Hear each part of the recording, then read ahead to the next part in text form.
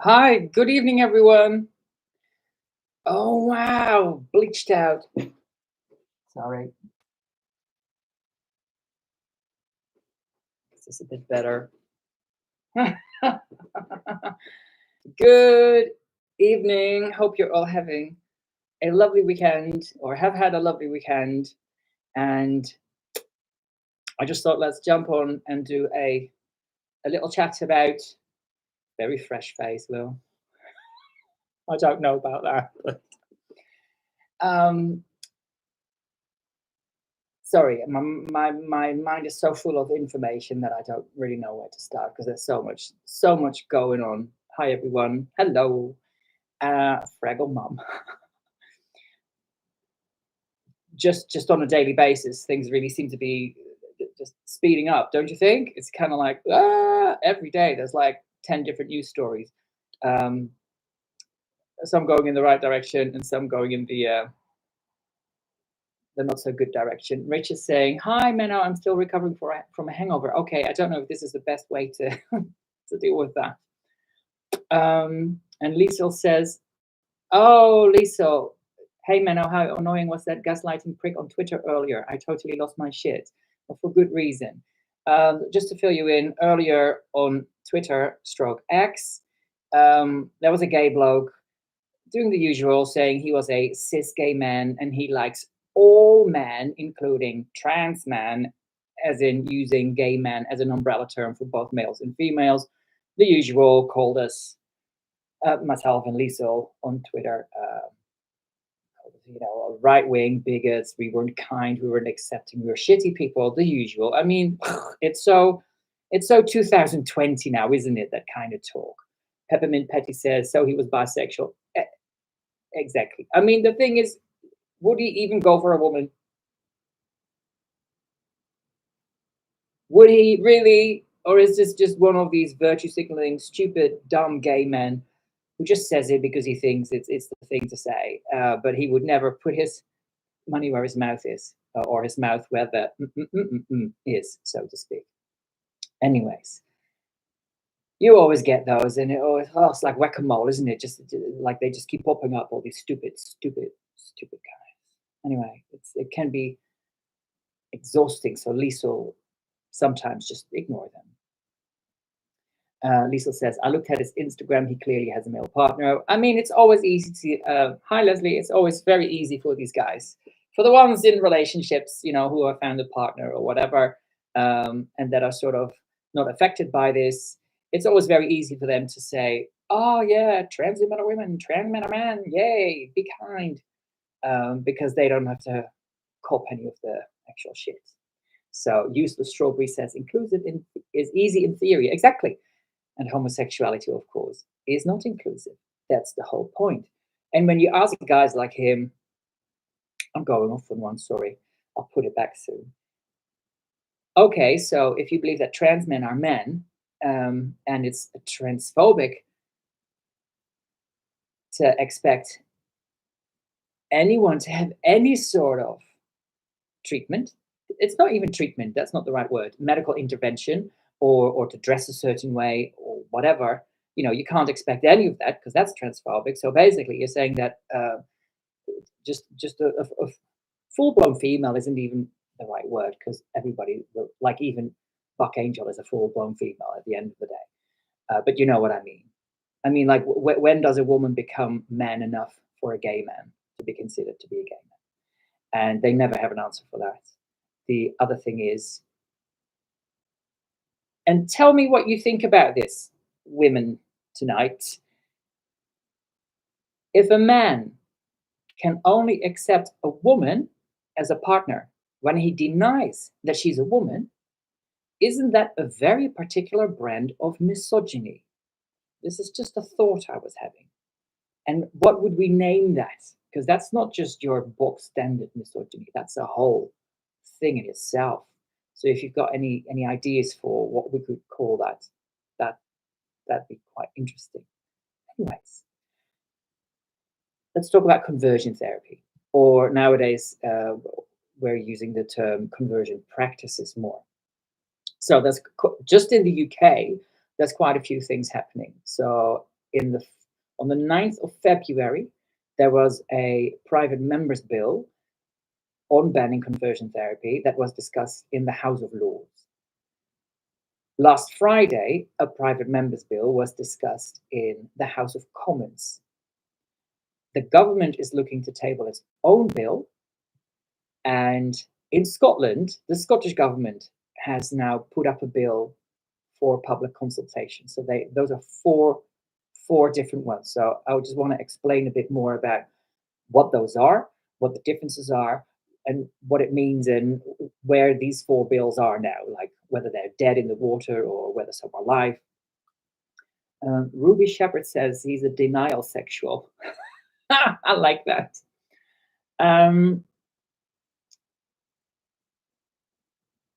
Okay. Miss Misery Gloom says just a hatred of women, mainly bred by porn. Okay, I still want a specific word for that thing. Okay, so I first want to explain a little bit about what a private member's bill is. So a private member's bill is a piece of legislation that is proposed by someone who's not part of the government. So in the UK, we have the House of Lords and the House of Commons. The House of Commons, that's where all the MPs are. And then obviously the government has picked a number to be part of the party that has won the election then forms the government. Okay, so in this case, that's the Conservative government. So they decide, or the Conservative Party, so they decided who is then part of the government. And then you have all the others in the House of Commons and the House of Lords. And a member of the House of Lords or an MP in the House of Commons can table what is called a private member's bill, where basically they're saying, I think the government should be doing this. And very often, those private members, so this is not a government thing. The private members bill do not come from the government. So it's important to understand. And very often, or hardly ever, do any of these private member bills actually become law. Because for that to happen, the government then has to say, do you know what? We're going to take this bill on, or we're going to take it further, and then it might become law. So most of the private members bill don't go anywhere. So why do people put these forward in the House of Lords and in the House of Commons? Usually it's like a pet project or a vanity project where they just want to say, this is what I'm about, look how amazing I am, or they want to signal something to a particular group of people, or as an MP to their constituents. I mean, they know that the chances of them getting through is very, very, very, very small. So there's usually other reasons why they're tabling these things. So just having a look at the chat. Oh, there is Mr. Kavanaugh, and he says, only one, right, I was just going to get to that. Only one private member's bill became law in the last 20 years. Right, so that's just to put that in perspective. And that was because it got government support. Now, I actually know what that was. And let me just look it up. That was the Autism Act 2009. That is the only private member's bill that actually became law. And Dennis, it's good that you're in the house. So if I get something wrong, just tell me.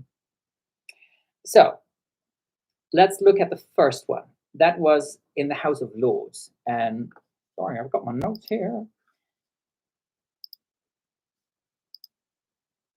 And that first one was in the House of Lords. It was a private member's bill by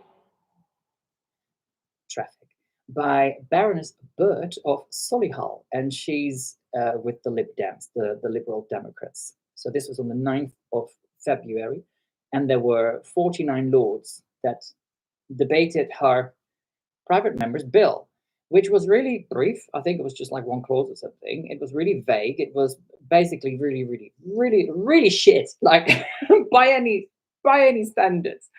But what I really like about the House of Lords, and it was the first time that I've ever watched the debate in the House of Lords, I love the way they talk, because they're really polite. And here's an example, right? So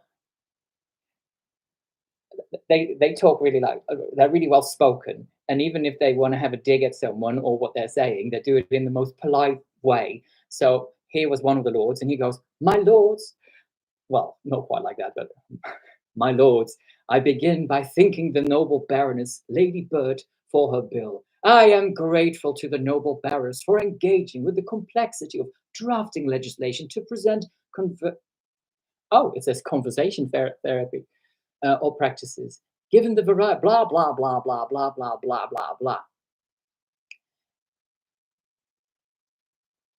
and then they just go, but, and then they let rip, which is fantastic. Now, where was the one that I really thought was really funny? It's um,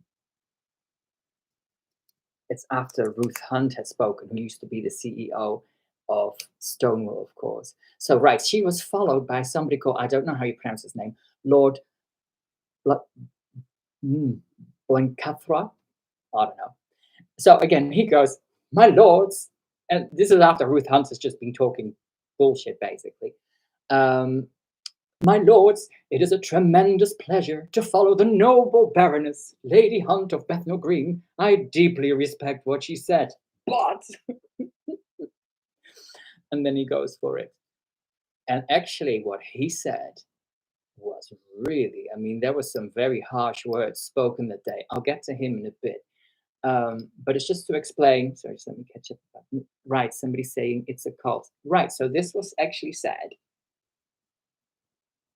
in the House of Lords, right? In Parliament. Okay, Dennis says it's Blencathra. Okay, thank you. So foreign. Um, things were said in the House of Lords that day that I don't think have never, ever been said in Parliament before in that space.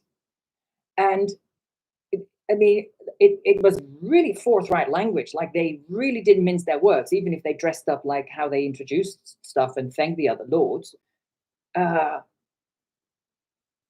and it was a really, really robust debate as well. So I think there were 49 lords in that in the House of Lords that debated it for about 4 or 5 hours maybe.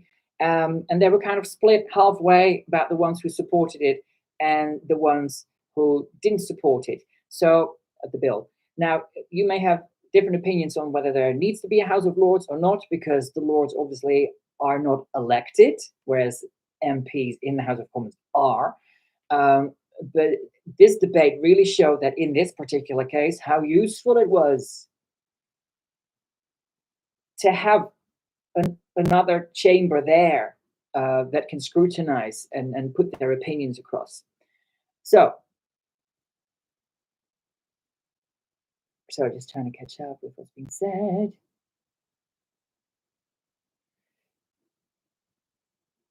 Okay, so there's so much information, I don't want to get confused. Um, so some of the things that were said, well, that they talked about was very much how, first of all, there was a complete lack of definition in the draft bill by Baroness Bird. It could mean anything, and because of that, that could have real consequences when you legislate against something that is undefinable. In fact, that was one of the quotes from, I think, another Lib Dem lord. I mean, they're all called lords, but some of them are baronesses. How can something be banned when it cannot be defined? I mean, that just sounds like plain common sense. And obviously, these lords, they don't have to worry about constituents voting them out at the next election. So they have so much more freedom to speak. Sorry, I've got a microphone in my face. How can something be banned when it cannot be defined? Duh. Claire Fox talks about how this would poison the well of free speech. And then there was Lord Blencathra, and he said this. I mean, can you believe this? Like, said, this was said without fear of cancellation or backlash. It was just wow. So obviously, I'm not going to read the whole thing. Where does he say it's a cult? Okay, he talks about the whole principle of first do no harm. And then he says, we have had the most despicable conversion therapy foisted on our children and sanctioned by the NHS. I am referring to the gross abuses inflicted on children by the Tavistock Clinic and JIDS. Perhaps it was scrapping the words in the Hippocratic Oath, first do no harm, that led to doctors neutering thousands of children, or perhaps they were captured by the ideologues of the transgender cult. For someone to actually, I mean, I don't think they could say that in the House of Commons, but this guy could in the House of Lords, to be the captured by the ideologues of the transgender cult, led by the discredited organization Mermaids. For them to be spoken about like that, I mean, that's so necessary. You can see now why Stonewall for so long said no debate. Well, clearly that is over. So then he says, Mermaids, the discredited organization Mermaids, which advocates the cruel breast binding of girls.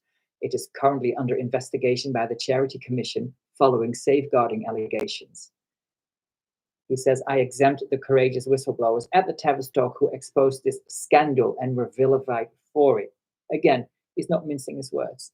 Then he says, only cult capture by the trans zealots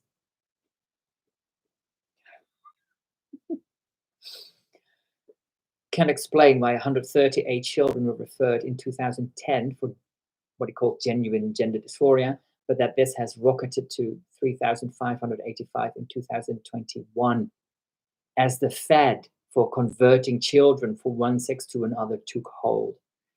I mean, and that's just one of the lords who really went for it. So this is extraordinary. It was as Tom Harwood says, extraordinary debate, incredible. And I don't think we can underestimate how that shows how far things have moved. Plus, it's now part of, it's on public record, right? You can check Hansard, you can check all this. You can watch the debate on Parliament Live. I'm gonna watch it again. It's so long, but I don't care. I was thinking of doing like a compilation of like the best bits, and then put it to the music of Kill Bill, the theme music for Kill Bill, Kill the Bill. You know, the Lord strike back. Obviously, there were half of the people there were kind of in favor of it. So then, towards the end,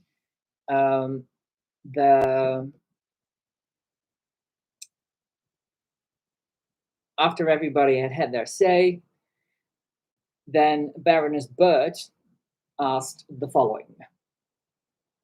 Sorry. Dennis is saying, the Lord Hansard is really useful. Baroness Ludford's speech is excellent.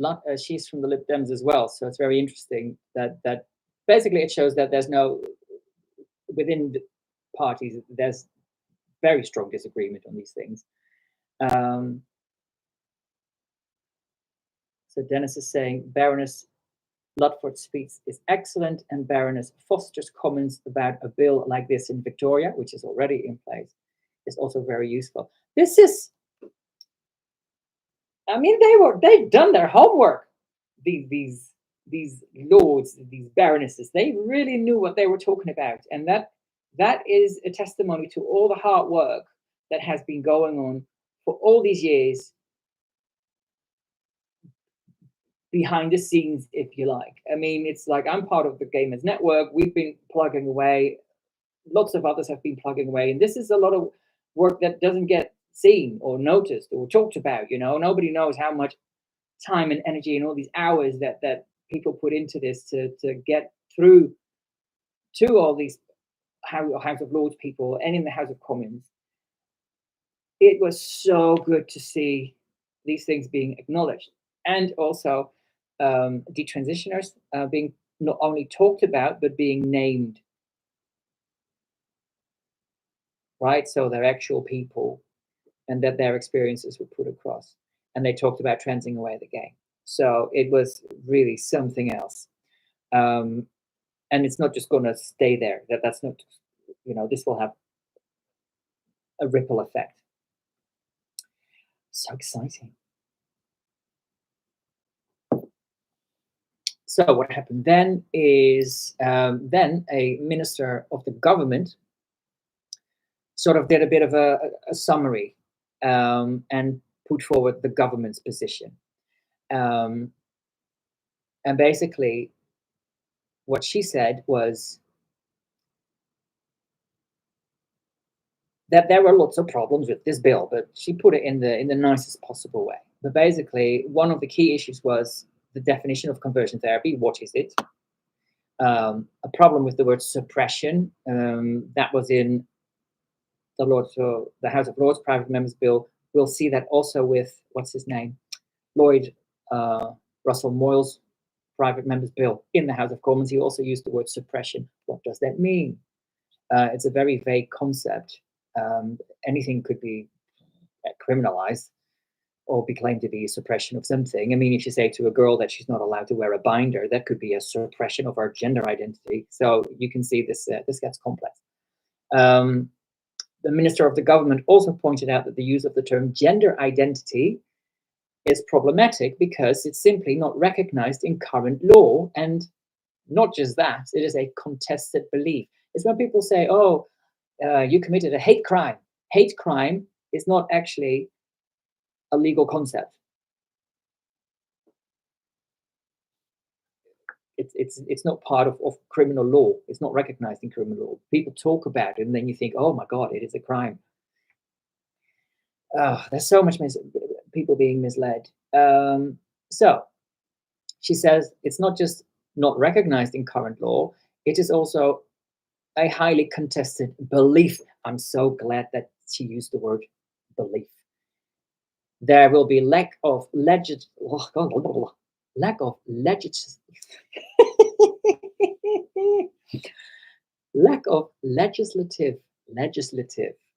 speak slowly and sing, lack of legislative clarity, which makes prosecution difficult. Duh. Okay. Plus, this bill was meant to be for the whole of the UK, to apply to the whole of the UK, even though the criminal justice systems are devolved, in Scotland and in Northern Ireland.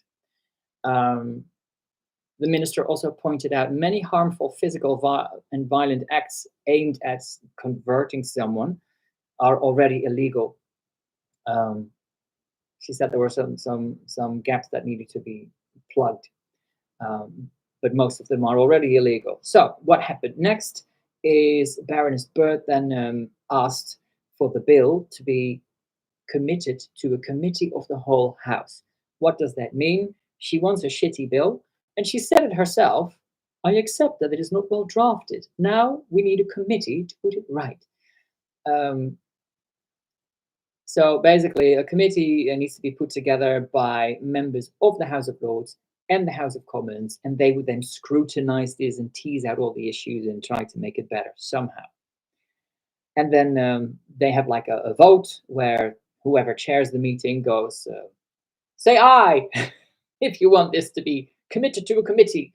And then they go aye and nay, and then the ayes have it. So basically, it's now, well, it will be committed to a committee. But what does that mean in practice? This was a private member's bill in the House of Lords.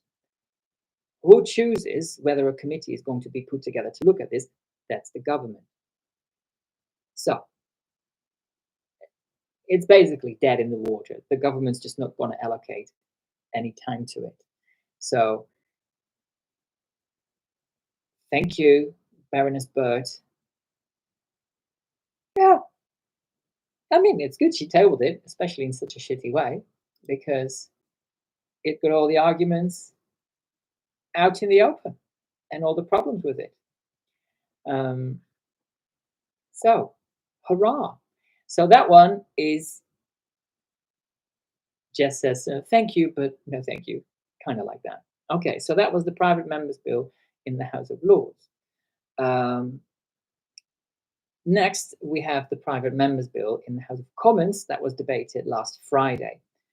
And that was put forward by a Labour MP called, oh, I always get it mixed up, Lloyd Russell-Moyle. Okay, I always want to go Russell Lloyd Muscle or something like that. Anyways, hey Jennifer, thank you for joining. So Labour MP, he's the MP for Brighton Kemptown, and he's very much on the side of trans rights or human rights and all that kind of stuff. He was on stage with that bloke who is the longest serving trans prisoner ever, who cuts his own balls off in prison, Sarah Jane Baker, or I call him Ballless Baker. He was released. I think he was in prison for like 30 odd years because he kidnapped and tortured someone, and then when he was in prison, he did other stuff, so he got more time added to his sentence. And then basically they said, you're staying in, until we think that it's safe enough for you to come out. And then so he's been in there for more than 30 years. Then he was released on license, meaning if you do something stupid, you're going back in. And then I think it was transpired last July or August, July, I think, where he was the one who said, if you see a turf, punch her in the fucking face. Peppermint Patty, just about the balls, and says he ate his own balls. Now, I've watched a couple of interviews with him after he came out of prison, and he's got different accounts of what happened with the balls. Like he says in different, even in the same interview, he says different things, and then he kind of makes jokes about it. And then when the people interviewing him go, oh, "What do you mean?" He's like, "Yeah, ho, ho, ho, ho. You don't know what's real and what isn't real." Ha ha ha. Paraphrasing. I don't know when he's telling the truth, and when he's winding people up. Jennifer, thank you so much for your US dollars, $19.99. Thank you very much, much appreciated. Susie says, with a nice Chianti. I don't think he had that available in prison. Anyways, he says sometimes he flushed them down the toilet. Sometimes he says he ate part of them so they couldn't stitch them back on. Sometimes he says they took him away. Who knows? Whatever. They've gone, and he did it himself, and he nearly bled to death. But then apparently the surgeon said, the doctor said, "Oh, you actually did a pretty good job." Whatever. I just think this is part of a bit of a myth that he's trying to build around himself, and he's trying to create this whole, media profile for himself, and that's all part of the story. There was a group of men who once they're a trans punk band, and they performed at like a local pride event, and they did a song called "I Don't Miss My Balls," and it's like just like kind of proper punk music. And then this guy just goes, "I don't miss my balls. I don't miss my balls. They just got in the way. Oh, I don't miss my balls." Next verse, "I don't miss my dick. Oh, I don't miss my dick." Anyways, it's just completely fucking bizarre. That's a whole other story. So back to the politician. So Lloyd once shared a stage with this man. Maybe Lloyd wasn't quite aware of this. I don't believe that. He must know who that guy is. Anyways, and Lloyd is known as he can be a bit of a firebrand and passionate, he says, and come out with stuff. He's apologized about comments he's made about J.K. Rowling before. He's apologized about comments he's made in the House of Commons when he said that Miriam Cates, a Conservative MP, she just spoken, and he said that was the most transphobic, dog whistly speech I've ever heard, ever. Oh my God, something like that. So when news came out that he was tabling his own private members bill, I wasn't too hopeful about it. I thought, this is going to be crazy. But I met him at the Houses of Parliament and had a chat, and he attended an event that was organized by the Gay Men's Network, and it was really good of him to come. And we he listened to everything. He took things on board, and there were differences of opinion, but he didn't strike me as unreasonable. Um,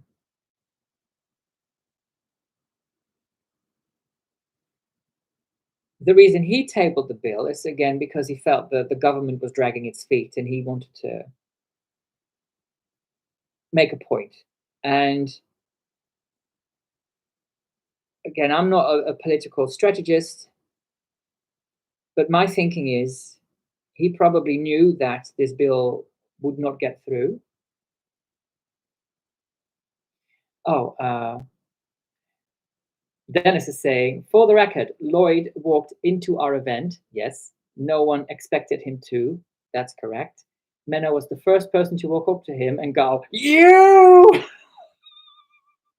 No, I was lovely and charming. Um, Look, it's important when there's people that you, especially if you've never met them, that you create a space where you can talk and share. You focus on the opinions or the issues at hand, and you'd be amazed what you can achieve that way. I've found that in personal relationships, there's always a window. Sometimes it's hard to find. There's always a window where you can find a way in, and you can find common ground, and you can then achieve something. So my thinking is this: he probably knew that the bill wasn't going to go through, but there's going to be a general election at some point in the not too distant future. If the government doesn't call an early election, then it will be December. I think it was, let me just check the date.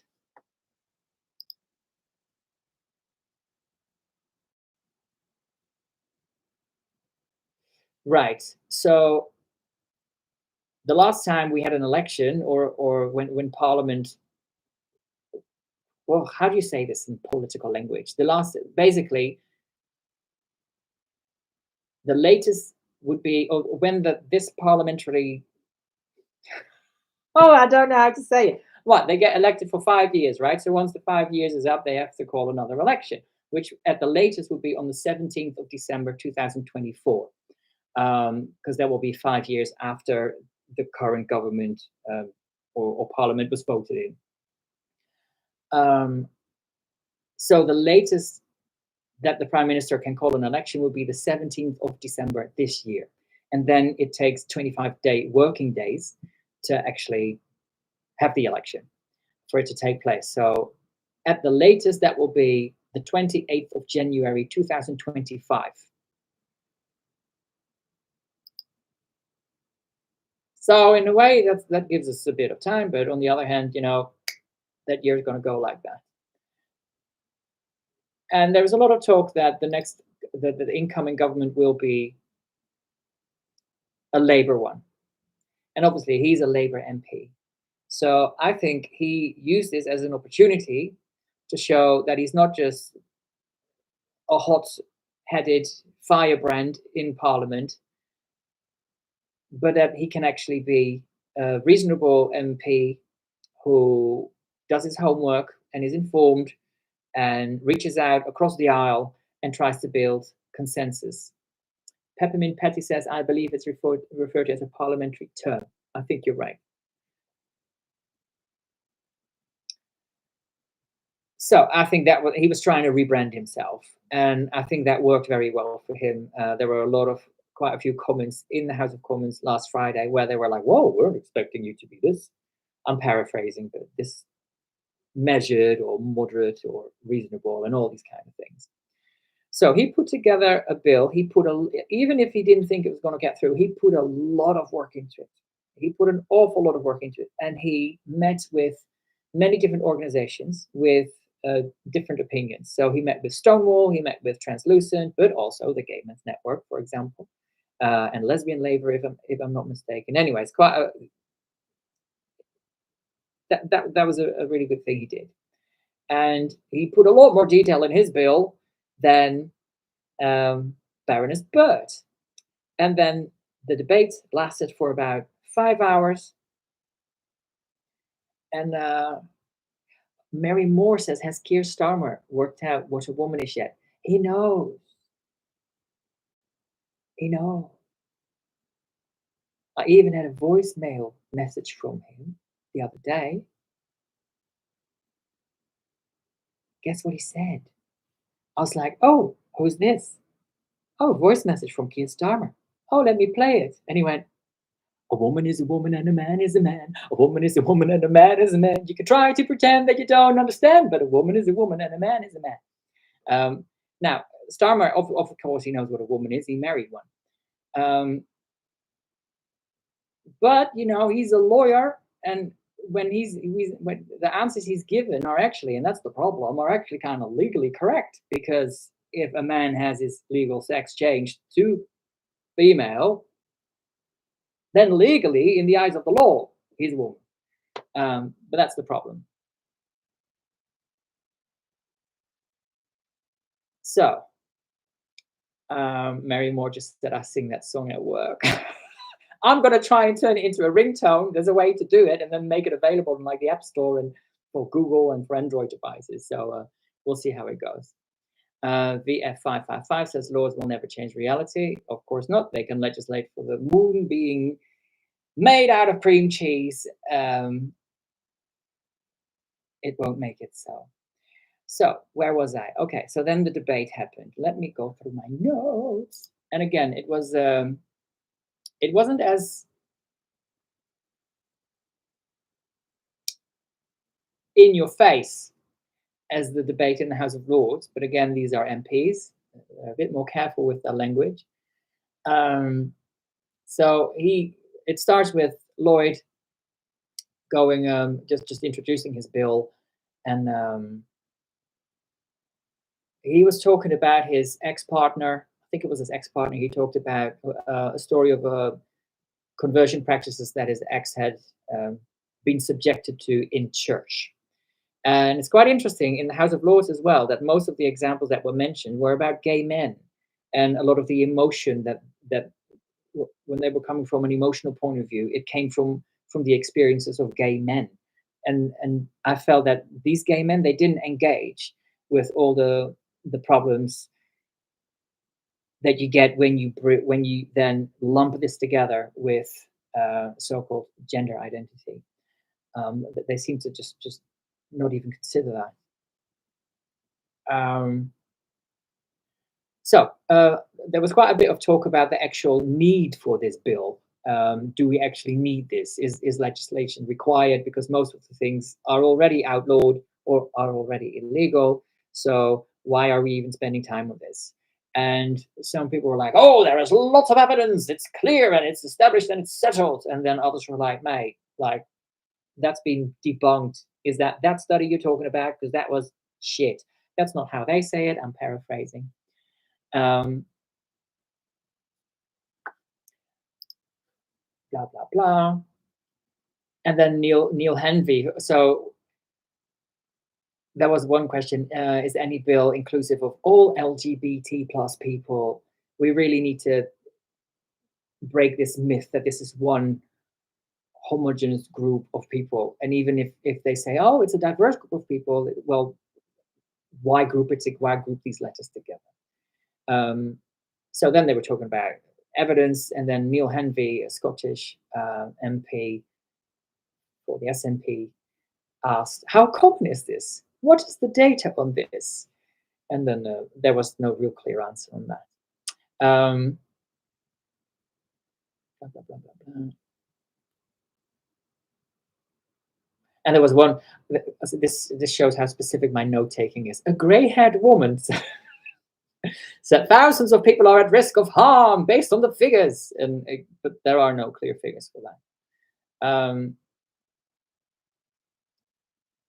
Lloyd then says he wants to get this bill to committee. He wants to build consensus. This actually is a really interesting thing. He said, I don't want a debate on wider trans issues. This is just about conversion practices. And he doesn't use the word therapy, he used conversion practices. And he says this is not the same as the Scottish proposals for the Scottish ban. This is about premeditated course of action. And I mean, it's nice try where he goes, oh, this is not about the wider issue. And then Miriam Cates, Conservative MP, just went, hang on a second. This is very much about the bigger picture there. We very much need to discuss what this is, because how can you talk about trans if you can't define it? And that needs to be defined in the wider context, not just for this particular bill, because the Equality Act doesn't use the word transgender. It uses gender reassignment. And then Lloyd, well, actually, it is a concept that is in law. It's in the Sentencing Act. Yes, the Sentencing Act talks about transgender. And then Miriam just, well, actually, it just mentions it, it names it, but it doesn't explain what it is. So can we talk about what it is, please? And this was an interesting point, because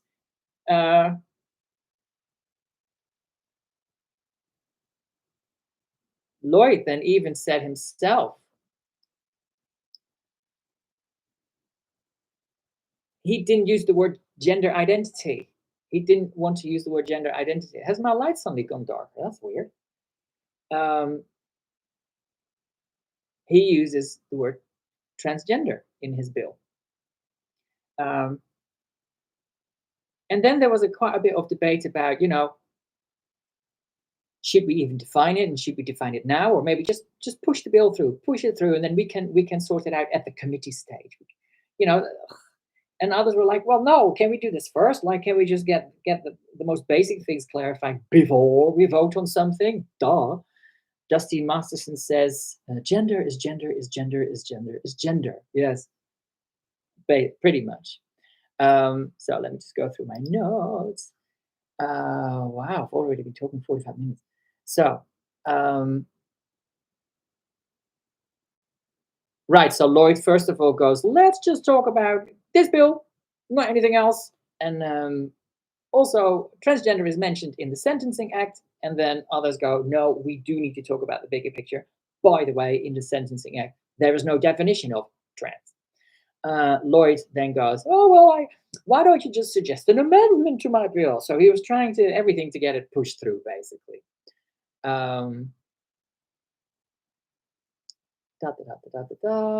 Oh, Lloyd also said he met with Kira Bell. Isn't that interesting? And he met with the LGBT Alliance. So Kira is not very prolific, I should say, on social media. But it's great to know that she met Kenny Bandok, she met Lloyd, and that she keeps engaging with this and is part of the fight. Right.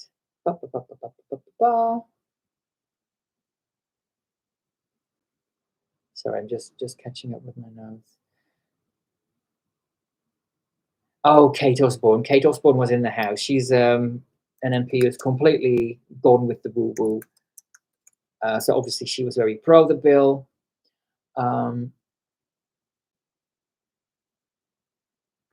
Lloyd was also very clear that he said this was a bill that it's meant to work in two directions. So he says conversion practices are abhorrent in any case. So it's from trying to convert a gay person to a straight person, but also this would then also apply to trying to convert what would be a gay person to thinking they are trans. So that would also be covered. And it made he said he'd put quite a few safeguards in place so that this bill, because he'd listened to lots of concerns, so he wrote the bill in such a way that only the most egregious cases would then be prosecuted. It's not just like any Tom, Dick, and Harry can go, oh my God, conversion practices, sue the fucker. Obviously, this is not lawyer speak.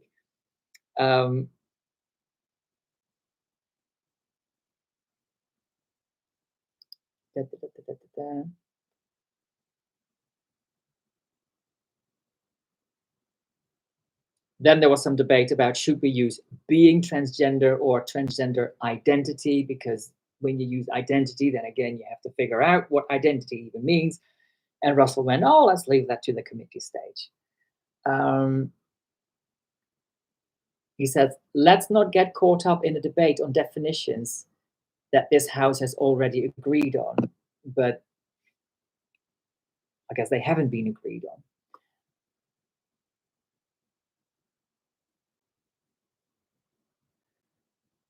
Anyways, then there was lots of talk about how this bill could be have a chilling effect on therapists and clinicians who do not agree with, obviously, the gender affirmation approach. And Lloyd then said, and obviously also religious people, but specifically with when it comes to therapists and clinicians, Lloyd said, well, you know, because he only wants the most egregious cases to be able to be prosecuted. He says what he wants to ban are he says distasteful repeated expression to an individual would not be prosecutable. What would be prosecutable, is that a word? Is when it's used, these actions are used for a predetermined outcome. You know, he kept banging on about that. It needs to be a predetermined outcome.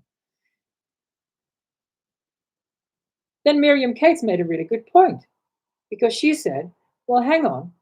If you have a therapist who very much disagrees with the gender affirmation approach and believes in watchful waiting and exploratory talking therapy and has published pieces about that or given interviews about that, someone could claim, well, that therapist already has a predetermined outcome in mind. So, you know, all of this gets very tricky. And Miriam was absolutely on the ball during that debate. And then Lloyd said, well, and also she pointed out that most professional bodies have signed up to something called the Memorandum of Understanding, which is basically a document where all these psychological professional bodies have said, we agree with the affirmative approach. So it's just so good to see all these people be so on the ball with this and not falling for it.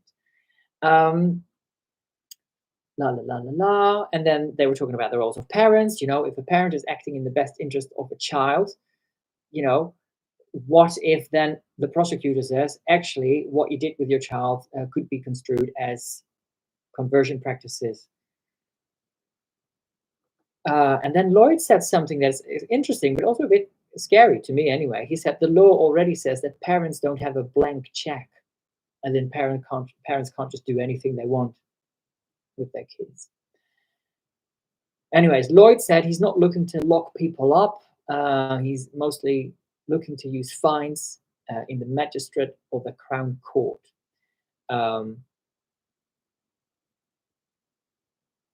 And again, he's arguing for a higher threshold of cases, so to make it more difficult to prosecute, basically. And I think that was a suggestion from the Gay Men's Network. Anyways, then there was an extraordinary moment where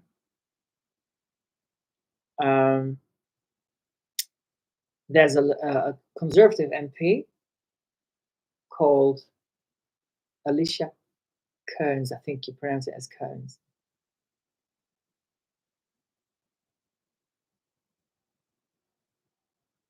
And I mean, earlier on she'd said something and she seemed a bit pent up and aggressive. And I was like, who is she? Where did you find her? And she started going on about how she's all about celebrating individual freedom. And she said that no one in her family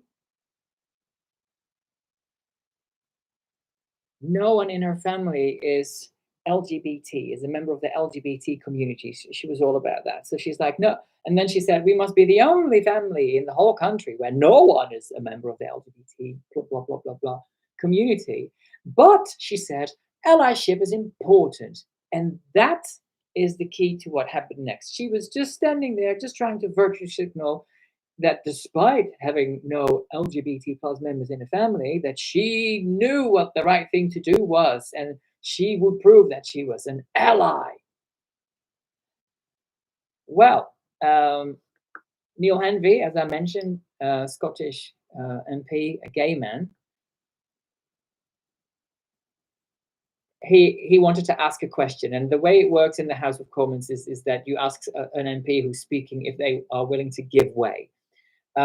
So Alicia was doing her allyship is important. It matters, you know. And um, any MPs here in Parliament should feel safe to fight for themselves. Those were the words that she used. They should feel safe to fight for themselves. So then Neil said, "Hello, I have a question," and she's like, "I'm happy to give way." So he then said, "I face abuse as a gay man because I take a different view."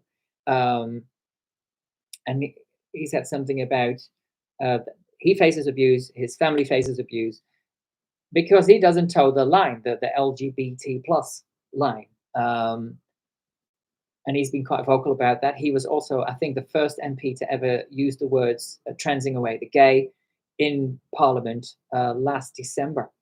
Um, so that and that needs to be heard.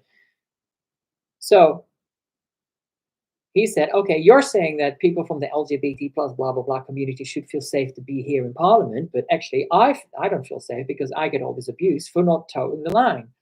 And then he said, young LGBT people must be protected, and trans people as well. He said that, right? Now, um, you may have an issue with the way that he uses trans people, but that's what he said. Young LGBT people must be protected, and trans people. Alicia then goes, "Oh, this was just the cue that I was waiting for because I've been practicing my grandstanding all week." And she went, "Rrr," and smoke came out of her ears and her nose, and she pursed her lips. And then she went for it. She said, "You were missing a digit." She said digit, but it's a letter. Anyway, you were missing a digit. It is LGBT. LGBT. The T was missing. We do not divide LGBT. You are suggesting they are lesser than. It was trans people who fought for LGBT rights at Stonewall. That was in New York, nothing to do with the UK. The UK had already decriminalized partially homosexuality. You choose to eradicate, and that is wrong. I will not hear more erasure. And then Neil's kind of like, oh, hang on a sec. Can I just come in there? And so asking her to give way. And she went, no, I will not hear more erasure. LGB Alliance, remove the T. And she just kind of went nuts. Um, and this is quite extraordinary, right? A straight woman with no one LGBT plus in her family talking down to a gay man. This was just bullying. She was just bullying the man. Straight woman bullying gay man. Okay, and lecturing him on gay history, telling him how to define his own community or who she thinks he should include in his community. Like, okay, fetishy blokes claiming to be lesbians and who cross dress, like he should include them in his community. Like, why? We don't drop the T. It just showed how out of touch this woman is on that topic. And do you find? I mean, now when I hear this, to me it sounds so 3 years ago, right? I mean, things have moved on since then. Um, And another Tory MP who spoke after her then basically slapped her down and went, actually, can we have civil debate, please, today? That would be great. So I hope that I hope that Neil's going to take that further, um, and maybe somehow see if there's ways that that sort of behavior can be addressed. It'd be great if she would make an apology. I would like to see that. So it's a good point. It's like why should we be forced teamed with a group of people that we have nothing to do with? It's very simple. Sexual orientation is one thing, and then you get all the gender madness. That's something else. And it's not up to a straight woman to tell us you must be together. It reminds me of when my mum and my dad were dating many years ago, and my dad had a younger sister who was 7 years younger. So my mum and dad would go out on a date, and then for some reason, my grandparents, like on my dad's side, would always say that they had to take his sister with him. So they had to take this teenager on a date with them when they're dating. It's like and they always had to drag her along, and it's just like so fucking annoying. That's what it reminds me of. Right. Um, ba, ba, ba, ba, ba, ba, ba. Then there was some gay guy from Plymouth, an MP, and he just kept talking about, oh, most vulnerable, most attacked minority, blah, blah, blah, blah, blah. Oh, then there was another guy, and he was great. I think he was another Tory MP. And he went,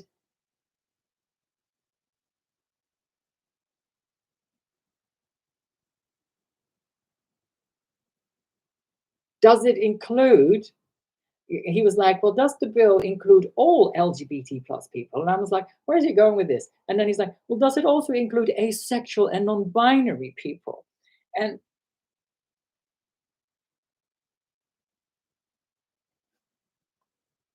and he went on to say that there's like more than 72 or 100 genders. Like, are they all included? That kind of stuff. And I thought, oh, this is great, because now it shows that it blows up the whole idea of what is the plus anyway, what is behind the plus, what is hiding under the plus. Uh, and again, it's so good for that to be brought out into the open, even as a question. It doesn't have to be nasty.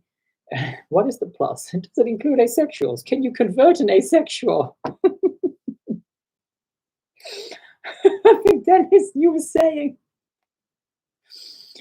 asexual conversion practices. What is it? Asking a frigid bloke if he fancies a fuck. Basically. I mean, come on. Are we legislating for that? Oh. Anyway, so I've been talking for a long time, so I'm going to wrap it up soon. But anyway, again, you can watch the whole debate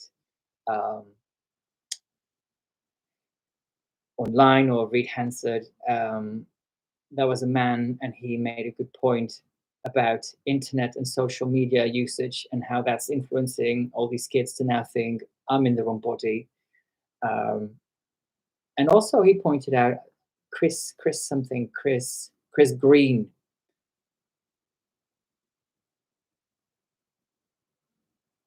Yeah, he was the guy who asked how many genders are there. Oh, and then he gave way to Kate Osborne, who is the crazy woman. And she just goes, people should identify how they wish, which it just means no, they have no arguments, the other side. They just have no arguments. It's just all these stupid, vapid slogans.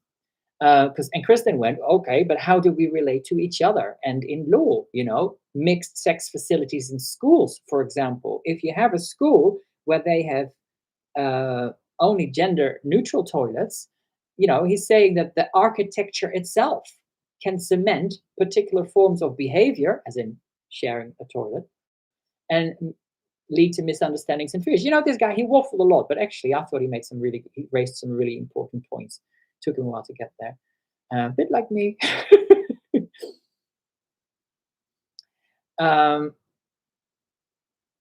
Anyways. And then there was a gay guy. He's a Tory as well, Elliot Colburn, and he made what I thought was a stupid suggestion. He's like, some people are on the waiting list at the gender clinics for 10 years. Is that not enough time for them to think about whether it's right for them or not? And I thought that was a bit facetious, because what happens in those 10 years? If socially they just get affirmed, then it just still leads them down that one track. They could medicate privately during that time. Are they getting therapy during those 10 years? Is there even another option on the table for them? That was just a very short-sighted question. Cosmo, the Swifty cat, thank you so much for your €5. Where in Europe are you? Tell me. Oh my God, I'm just seeing a random comment from MacB. Any erection is transphobic. I'll catch up with that later. Where are things going in the chat? Okay, so what else was there? Don't want to bore you. And Rosie Duffield spoke, of course. She said, this bill is a solution in search of a problem. We need legal definitions for vague and contentious terms. Absolutely. I was so glad she was there. And she gets so much abuse. And especially on her side of the house, I hope she knows when she stands there and she says these things, I hope she knows how many people are backing her up and are with her, because if we were all there, we'd be packing out the House of Lords. So I hope she felt that. Anyway, this is quite long. Blah, blah, blah, blah, blah. And then Neil Henvey. Actually, Tonia Antoniazzi. She's a Labour MP for Gower. She's a straight woman. She particularly pointed out the concerns of teachers and the chilling effect in schools of a bill like this. And she said that when she was a girl, she was a tomboy. And if she was a child today, she said she may well have wished for, changing sex. Talked about the Cass report and how watchful waiting is the way to go, but how this bill would further risk standards of care, blah, blah, blah, blah, blah. So a lot of similar points that were discussed in the House of Lords. Then Neil Henvey spoke. Now, he spoke for nearly an hour. I guess there were plenty of points to raise. And he talked about detransitioners. He talked about Richie Herron. He talked about Sinead Watson and Kira Bell and shared their stories. And then he mentioned the Gay Men's Network. So I was sitting here going, oh my God, because it's one thing, as a bunch of guys just under 2 years ago, getting together and saying, okay, let's start an organization and then let's do something. And then for your organization's name to be mentioned by MPs in the House of Commons, we had 11 mentions during that debate. So that was a bit of a kind of morning. And then one thing that we've done before this debate is we put together a parliamentary briefing. Basically, first of all, a lengthy response to the bill that Russell had promoted, Lloyd had put forward, a very lengthy response to that, and then like a quick summary for MPs. So, because they don't have time to read, everything that you send them, so you send them a summary as well. So we've been sending that out to MPs prior to the debate, and Neil Henvey, he had it there with him, and we thought, oh, he's going to quote us, amazing. He's not just going to mention us, he's going to quote us. He read out the whole thing, I think, the whole 5 pages.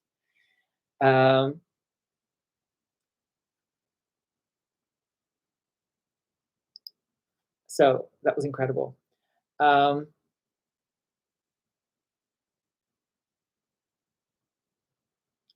want to wrap it up, guys, because I've been talking for an hour and I don't want to keep you all too long. Also interesting is there's now a case pending. There's a case that's going to the Supreme Court that was a case brought by 4 Women Scotland on the meaning of sex in law. Like, what does sex mean in law? Does it mean actual sex, or does it mean legal sex? As in, when a man has the legal recognition of being female, is that what sex means?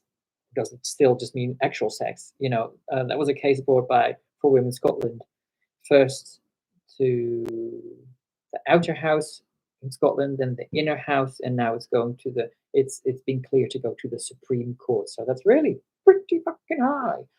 So somebody said, well, the definition of sex hasn't even been settled, so can we wait for that first? Blah blah blah blah blah blah blah.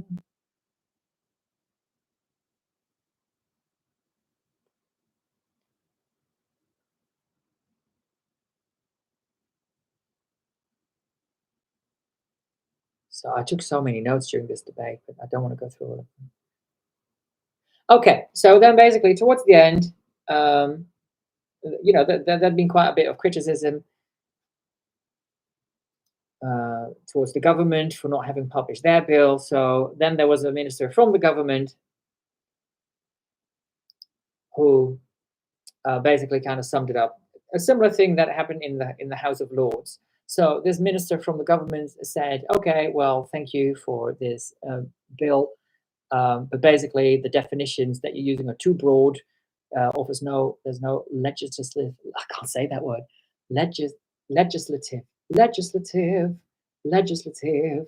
I can say the word legislative. There's no legislative clarity. It works, and exemptions are not sufficient. Blah blah blah. Again, issues with the word suppression,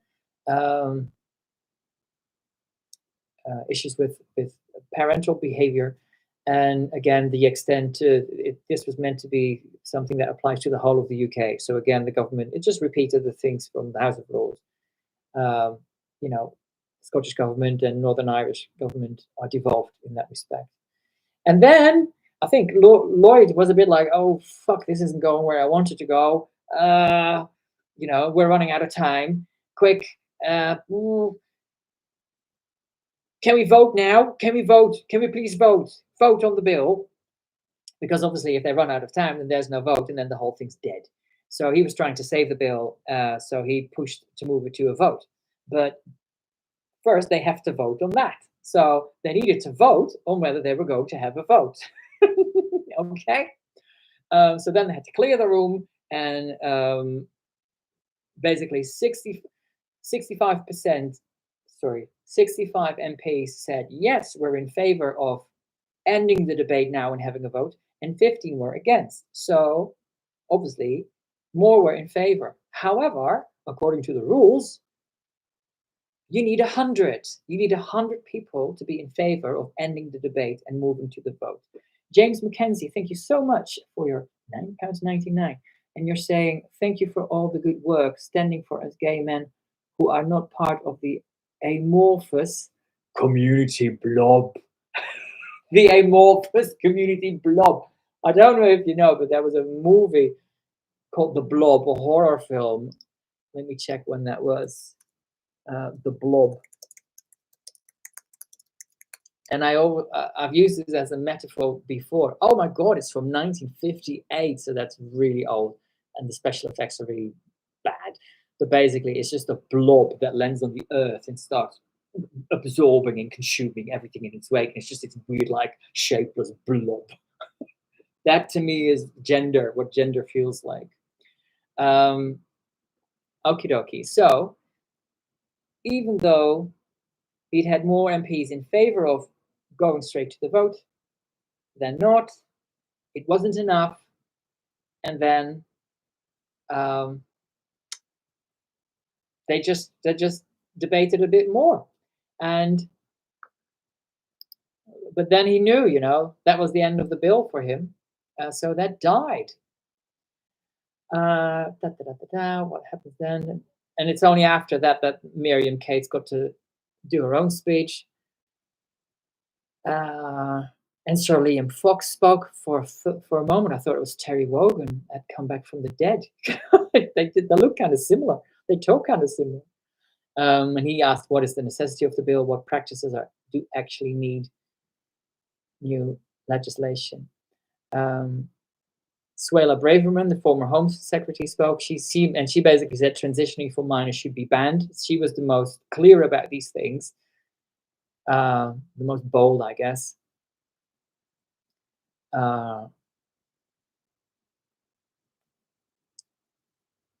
and somebody, as I've got initials SB, but I can't remember who that was, Suela Braverman, she said, bad laws are the worst sort of tyranny. And also she made a real case about how she supports gay rights. I was like, hey, thanks, Suela. Okay. And then, um,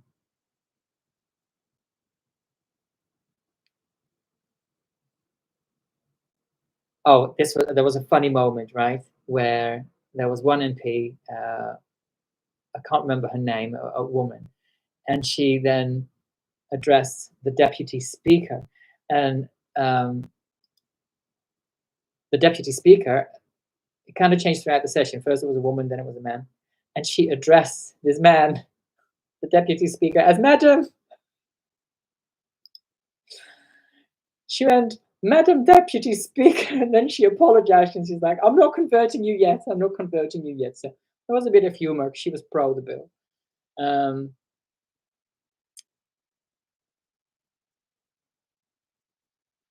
She made a comment about today, about how long we've come in terms of gay rights and stuff like that. And she's like, today we celebrate gay bars. And I'm like, we can't even have gay spaces nowadays unless they're queer and inclusive. So do you even know what you're talking about? Anyways. So that was the end of that debate. So that was the House of Lords and the House of Commons. But there is a third one, which is the government's own bill. The original doc, thank you very much for your £4.99. And you're saying, thank you, Menno, for everything you do for us gays. Dennis left a comment on 2 consultants worth a mention. Sing us a song. I don't know. 2 consultations that are happening. I know, let me just finish up the conversion therapy because there's so much. So the government has been planning to publish a bill, its own bill now, and obviously the government will have been paying a lot of attention to the House of Lords debate and the House of Commons debate to further knock their own bill into shape. My feeling is at this point is there's going to be a bill at some point. It's because of all this hoo-ha that's been building up on it for years now, that people are expecting it, and I think that they just want to have something in place now, and it's probably going to happen.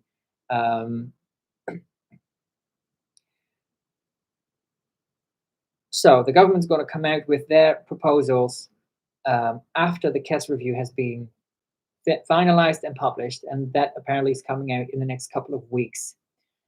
And then we'll have to see what they say. That will then be put up for pre-legislative scrutiny. So again, there'll be opportunities to give feedback. So as Gay Men's Network will get on the case, Sex Matters will get on the case, the LGBT Alliance, Transgender Trend, and other organizations, they'll all be doing that as well. So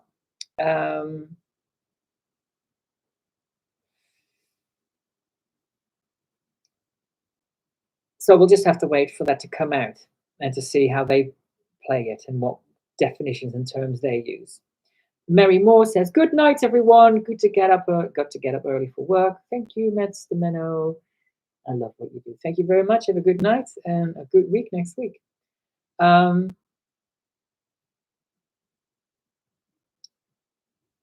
So we've talked about House of Lords, talked about the House of Commons, private members' bills, and then the government's own plans, which we have to wait for. Then the Scottish government has produced their own bill to ban conversion practices, and that is the most bonkers one of all, where they're even trying to potentially criminalize what they call directed conversations. A directed conversation means it could just be a mum talking to her, for example, autistic daughter. Autistic daughter thinks, I'm a boy or I'm non-binary, need to get rid of my breasts, wants to wear a binder, and the mum says, that's not good for your health, I'm not allowing you to do that, or I won't call you by a boy's name, or whatever. That is then a directed conversation. And if the girl then goes, I'm psychologically harmed by all this, that means that mum could be prosecuted. Or a father who, for example, his son comes up to him, says, I'm a girl, my new name is Sheila, and I'm she, her, they. And the dad just goes, maybe the dad knows that this boy has experienced horrendous homophobic bullying, and goes, look, son, you're just gay and it's okay. I love you the way you are. But, there's no such thing as gender identity. Again, if the boy then goes, oh my God, I'm psychologically harmed, literal violence, then the dad could get in trouble. So, again, the Gay Men's Network is working on a response to that. So that consultation ends, I think, the 2nd of April.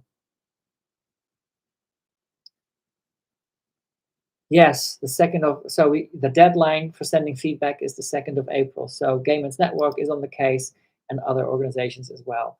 And the Scottish government, the SNP, they're always trying to do something different, very different from what Westminster is doing. And they're in with the Greens, of course. And now that they haven't got self-ID coded into law, they're obviously going to try to make the most of pushing this through, because this is for the trans lobby always the holy trinity of legislation that they want: self-ID, conversion therapy practices on the basis of gender identity, and hate speech laws. These are the three that they always want. So basically, that way they just want to silence everyone and prosecute everyone who doesn't go along with their agenda lies. Okay, so that's it for me, and I hope that's clear what the different things are, and what's dead in the water, and what's live, and what's coming. MacB says, wel te rusten, which is good night in Dutch. Dennis says, bloody great piece, Meadow. Well done for all your research on this. Well, thank you, Mr. Kavanagh, for educating me. It is very exciting, actually. This is something I never thought I'd be involved in, but when you're actually in the Houses of Parliament and you're walking in that space, it's gorgeous. And when you're meeting, the people that you need to be speaking to, and when they take things on board, it's incredible. So, long way to go. And who knows how things may change when there's a Labour government in place. But in the meantime, even if we're going to have a Labour government, things are shifting. So even if they get in, it's not going to be, they can't continue. How do I put this? It's not like they can just go back a year or 2 years and then try to go from where we were 2 years ago. Okay, so this has been an incredible month. Those two debates have been amazing. So I feel really positive about it, and I hope you do too. So on that note, I'm going to love you and leave you and let you be lonely. Not necessarily, but I need to have some chicken. I need to have dinner. It's 11:30, 10:30. I need to have food, and then I want to get on with my videos. I want to do the gender chat review, the February roundup. I mean, it's already the 3rd of March. I'm playing catch up with all this gender chat stuff, but I only came up with the idea of it like late January or early February. So naturally, I'm in a space where I'm catching up. I just had a look at the first week of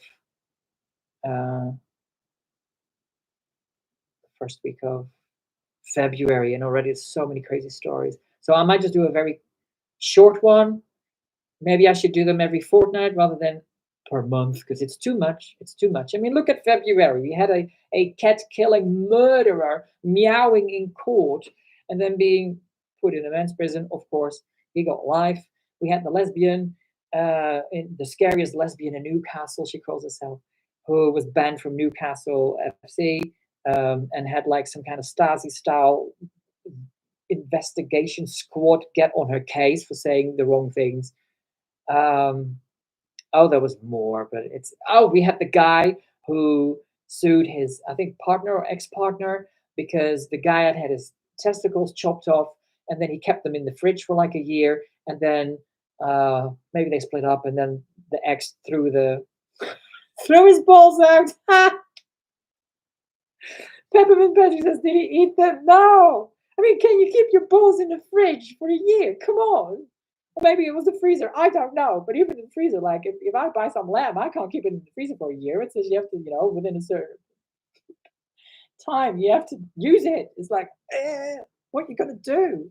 God, do you remember just like when you get Chinese for Peppermint Patty says he meowed in court? Yes, because he identifies as a cat, and they don't take that seriously. They didn't give him cat pronouns, meow meow, but they have to somehow take it serious that he feels like a woman. And this guy was also put on the blockers by the Tavistock Jids for a year, and then cross-sex hormones. So you have a mentally ill person, and then you put them on those drugs. It just makes him. What is the effect of that? And there was some research that came out of Finland by a woman who had there opened a gender clinic. She basically pioneered the Tavistock Jits, like the Finnish version of it. She was tasked with setting that up. And then after a few years, she's like, oh my God, like this is seriously wrong. She's got a really complicated name. I'd have to check it. I can't say it. And she's really been on the case doing providing testimonies in the States as well against this kind of stuff. So, and she's come out with a report that suggests, I haven't read it, but I've just read the headlines or some stuff about it. So I don't know exactly, but it basically said, I think the Telegraph put it like this, that trans people are more likely to have long-term mental health issues. But apparently what the article really said, or actually the research actually said, was no, people with long-term mental health issues are more likely to identify as trans, which is a complete different way of looking at it. Anyway, so February, it's even more bonkers than January, I think. So I'll be working on that. And so much to do. So much to do. So I'm wishing you all a very good evening. And sorry if I missed stuff in the chat. Thank you all for joining me. That's nearly an hour and a half. Wow. I hope it made sense. I hope it clarified a few things. And see you in the next one. Okie dokie. I'm going to end the stream. And remember, a woman is a woman and a man is a man. A woman is a woman and a man is a man. You can lie and deny that you don't understand, but a woman is a woman and a man is a man. Everybody knows it. Everybody knows it. Knows it. A woman is a woman and a man is a man.